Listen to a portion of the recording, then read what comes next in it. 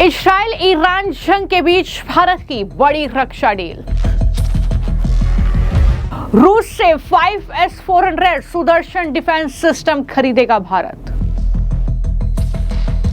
रूस के साथ इस महाडील से पाक विपक्ष हुआ बेनकाब।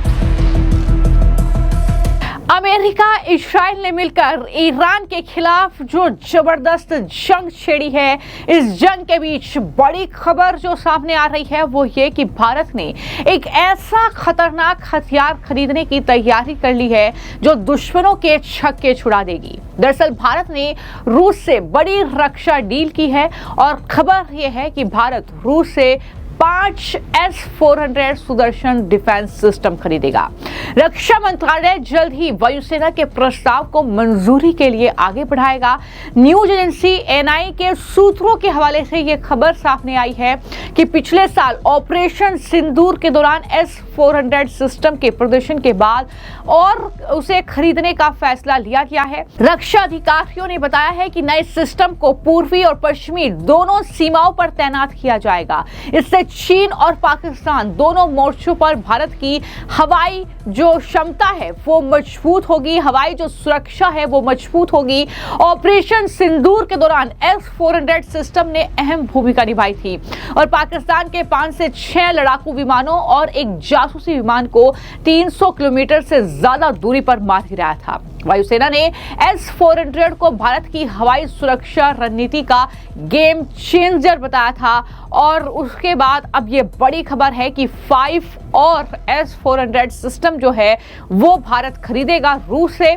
यहाँ पर दरअसल विपक्ष इसलिए बेनकाब होता है क्योंकि लगातार जब भी रूस से रक्षा समझौते की बात होती रही है तो लगातार विपक्ष की तरफ से ये कहा जाता रहा है कि मोदी जो है वो ट्रंप के आगे नतमस्तक हो गए हैं, ट्रंप के सामने घुटने टेक दिए हैं मोदी ने। लेकिन ये सच नहीं है। अगर ये सच होता तो रूस के साथ ये समझौता नहीं होता और कहीं ना कहीं इससे विपक्ष और पाकिस्तान के लिए ये तगड़ा झटका है क्योंकि पाकिस्तान को इसी S-400 सिस्टम से जो है वो कहीं ना कहीं सबक सिखाया था भारतीय सेना ने और यही वजह है कि ये पाकिस्तान के लिए भी बड़ा झटका है। ये खबर बता दें कि भारत और रूस के बीच 2018 में S-400 सिस्टम के 5 स्क्वाड्रन खरीदने का समझौता हुआ था।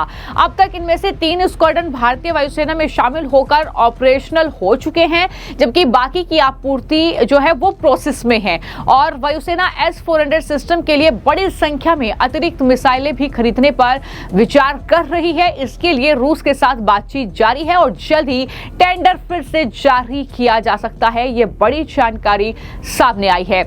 जहां तक इस डिफेंस सिस्टम की बात है तो मैं आपको जानकारी दे दूं कि S-400 ये ट्रायम्फ रूस का एडवांस मिसाइल सिस्टम है जिसे 2007 में लॉन्च किया गया था। यह सिस्टम फाइटर जेट, बैलिस्टिक और क्रूज मिसाइल, ड्रोन और स्टेल्थ विमानों तक को मार सकता है। यह हवा में कई तरह के खतरों से बचाव के लिए एक मजबूत ढाल की तरह काम करता है। दुनिया के बेहद आधुनिक एयर डिफेंस सिस्टम में इसकी गिनती होती है और जब इस्राइल और ईरान के बीच ये जबरदस्त युद्ध छिड़ा तो उसमें इसे बहुत ज्यादा कारगर माना जा रहा है। इसलिए हम कह रहे हैं कि अगर युद्ध के बीच इस तरीके से भारत जो है अपनी वायु क्षमता को और ज्यादा मजबूत कर रहा है तो वाकई ये भारत के लिए अच्छी खबर है, लेकिन ये पाकिस्तान और दुश्मन देश के लिए बहुत बड़ा झटका है। और कहीं ना कहीं इस पूरी जंग के बीच क्या कह रहे हैं जो एक्सपर्ट्स हैं, उनकी राय क्या है, जरा सुनिए। देखिए, इस युद्ध में ईरान ने मिडिल ईस्ट के कई देशों के ऊपर वहां हमले किए जहां अमेरिकन बेसिस थे, कतर हो, कुवैत हो, बहरीन हो, लेकिन उसने दुबई में भी हमले किए।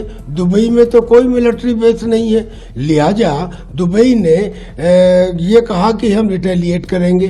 जैसे ही उसने ये कहा, सऊदी अरबिया जो पहले अपना एयर स्पेस अमेरिका को ईरान के खिलाफ नहीं देना चाहता था, उसने कहा मैं अब अमेरिका के साथ हूँ। यानी जो और कंट्रीज हैं, हो भी सकता है कि वो इसराइल के साथ आ जाएं जिसको वो नहीं चाहते थे।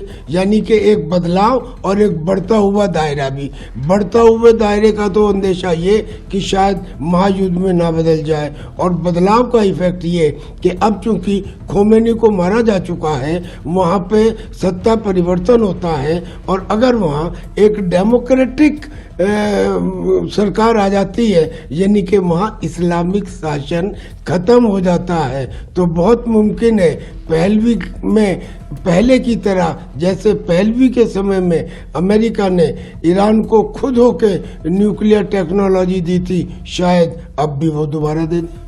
देखिए, जहाँ तक थर्ड वर्ल्ड वॉर का सवाल है, इसमें बहुत सारे फैक्टर्स हैं। अगर रशिया और चाइना खुल के सामने आते हैं तो ये मुमकिन है, अन्यथा नहीं। और ये खुल के सामने नहीं आएंगे क्योंकि रशिया के साथ तो दो प्रॉब्लम, पहला तो वो यूक्रेन के साथ में उलझा हुआ है, और दूसरा ये कि उसके बहुत सारे नागरिक इजराइल में रहते हैं, लिहाजा वो इजराइल के अगेंस्ट अटैक नहीं करेगा। चाइना का ये कि चाइना बिना मतलब किसी दूसरे दो देशों में के लड़ाई में अड़ंगा नहीं लगाता है। उसने जो कुछ मदद करनी थी, यानी कि प्लेनेटरी मिक्सर देकर, सेंट्रीफ्यूज देकर, यूरेनियम के रिचमेंट के लिए और सॉलिड फ्यूल के लिए, वो उसने कर दी, या HQ-9 जैसे यूजलेस एयर डिफेंस सिस्टम दे दिए। इससे ज़्यादा मुझे नहीं लगता कि चाइना इन्वॉल्व होगा, और अगर ये दो सुपर पावर इन्वॉल्व नहीं होंगे तो फिर वर्ल्ड वार की कल्पना करना थोड़ा मुश्किल है। हाँ, बड़ा युद्ध है वो तो चल ही रहा है। जब वेनेजुएला में 3 जनवरी को राष्ट्रपति मुदुरो को अमेरिकन फोर्सेज उठा के ले गई थी, और उसके बाद इनके जितने बड़े एयरक्राफ्ट कैरियर्स और जितने इनके डिस्ट्रॉयर्स और शिप्स हैं वो पर्शियन गल्फ की तरफ मूव कर गए थे, तो ये कहीं ना कहीं दर्शाता है कि इनका प्लान पहले से यही था कि हम मिडिल ईस्ट में अपने सारा आर्सेनल ला के दबाव डालें। हमारे प्रधानमंत्री अभी टेल अवीव गए 2 दिन पहले, और उनकी वापसी की वेट की गई, और उसके बाद जो लास्ट मीटिंग हुई है उसमें अमेरिका और इजराइल ने निर्णय लिया होगा। बेसिकली इस दौरान पिछले 3 हफ्तों में बहुत सारे रशियन और Chinese aircraft and ships Iran में आए हैं, तो उन्होंने हथियार उनको प्रोवाइड किए हैं। बट ये जो निर्णय लिया गया है, ये बेसिकली बैलिस्टिक मिसाइल्स जो ईरान के पास हैं, जो कि अब अमेरिका तक पहुंचने की क्षमता रखते हैं और इजराइल के बड़े बड़े शहरों को निकालने की क्षमता रखते हैं, उससे कहीं से घबरा के इन्होंने ईरान पे प्रीएम्प्टिव अटैक किया है। और दूसरा जो न्यूक्लियर इनके पास कैपेबिलिटी है, वो भी ये दोनों देश खत्म करना चाहते हैं। ये दर्शाता है कि भारत की जो छवि है वो काफी हद तक बढ़ गई है कि इजराइल और अमेरिका ने हमारे प्रधानमंत्री की विजिट की वेट की खत्म होने की, और उसके बाद ये अटैक शुरू किया है। और जैसा कि मैंने कहा है कि भारत की जो छवि है वो इंटरनेशनल फोरम्स में उसमें काफी बढ़ चुकी है, और भारत अब एक पावर उभर के आ रहा है जिसके साथ हर कोई अलाइन करना चाहता है। अमेरिका का जो रवैया है वो ना यूरोप को भा रहा है, ना उनके अलाइज को भा रहा है, और बहुत सारे कंट्रीज रशिया और चाइना के कैंप में नहीं जाना चाहते। तो कौन सा देश बचा जिसकी मार्केट सबसे बड़ी हो, जो सबसे बड़ी जिसकी पॉपुलेशन हो, जो उभरता हुआ 3rd लार्जेस्ट इकोनॉमी बनने के कगार पे है, जहां वर्कफोर्स सबसे ज्यादा टैलेंटेड है, जहां पे इन्वेस्टमेंट्स एंड प्रोडक्शन की अपॉर्चुनिटीज हैं, वो सारी चीजों में भारत मैटर करता है। और आपके व्यूअर्स के लिए, भारत एक ऐसा देश है जहां दुनिया में सबसे ज्यादा लोग इंग्लिश बोलते हैं। तो ये जो चीजें हैं, ये सारी टेक कंपनीज को, सारी जो डिफेंस मैन्युफैक्चरिंग कंपनीज को भारत की तरफ लेके आ रही हैं, और भारत अब एक सर्विस प्रोवाइडर की तरह से ना होते हुए अब एक मैन्युफैक्चरर के रूप में उभरना चाहता है।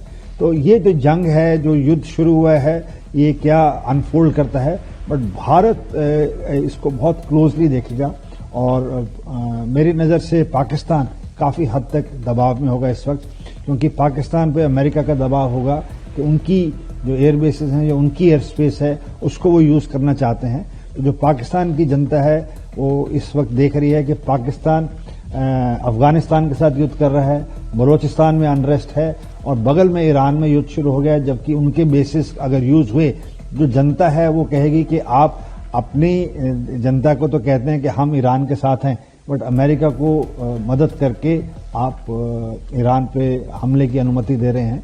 तो ये कारण मेरी समझ से इन पे भी काफी दबाव डालेंगे।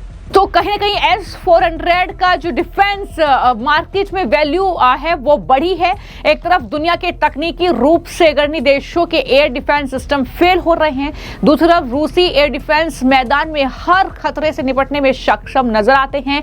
इसका नमूना रूस यूक्रेन युद्ध और ऑपरेशन सिंदूर में देखने को मिला, जहां S-400 एक बार भी फेल नहीं हुआ। ऐसे में S-400 एयर डिफेंस का दबदबा युद्ध के मैदान में बढ़ गया है। यही वजह है कि भारत अब और S-400 सिस्टम खरीदने की तैयारी कर चुका है। फिलहाल आपकी इस मामले को लेकर क्या राय है, हमें कमेंट बॉक्स में जरूर लिखें। धन्यवाद।